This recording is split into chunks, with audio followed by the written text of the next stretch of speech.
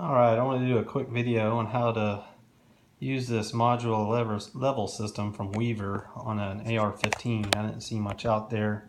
The instructions are okay, but there's some better ways to do this. It says to use the one of the fire control pins to level your receiver, and then use that to level your scope. But I didn't really like that because the scope is actually attached to your upper receiver, so there could be a little bit of play there.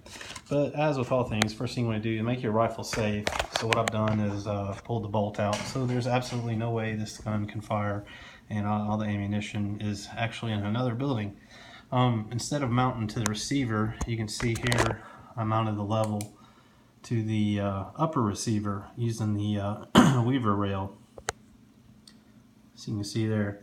So the first thing you want to do after your rifle is safe, of course, is go ahead and mount the base here to your rifle. Here, this is an AR Stoner base that has a 20 MOA of elevation built in. This will also work for your what you want to call them, the Burris pepper mounts as well. So first, mount your base, okay, and then set your scope in there. What you want to do is set your eye relief first. That's going to be the distance back and forth, front to back, that you have your scope.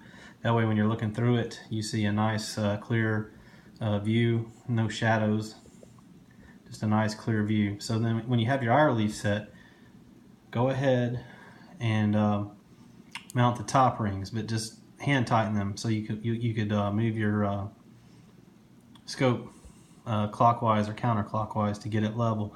But as you can see here, what I've done is to level up the rifle, I have it mounted on a bipod mounted on it, and then I have some index cards here, and that's what I use to level up the rifle. I bumped it a little bit, so the level is not going to be completely, or the bubble is not going to indicate that it's level, but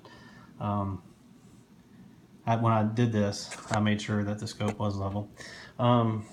Hopefully on your scope you have a method to get this flat mounted. Now it's not really important to get the scope level front to back or the rifle level front to back, but when you put the scope level on there, you do want to make sure it's perpendicular to the front to back axis of the scope, because as you can see, if it's not, that's going to cause a pretty big shift in the bubble. So make sure you got it mounted front to back.